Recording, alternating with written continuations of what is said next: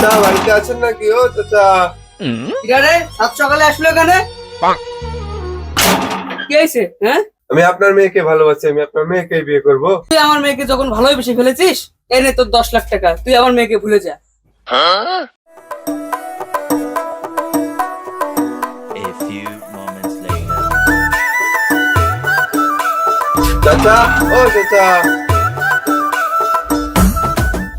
আবার কি হলো তোর? আবার কি চাইছিস? চাচা বলছিলাম কি আপনার বউকে তো একটু ভালোবাসতাম, ওখান থেকে কি 2-3 লাখ পাওয়া যাবে? তোরা বাচ্চা তোর বউরা দিয়ে যাচ্ছি, শুভরার বাপ।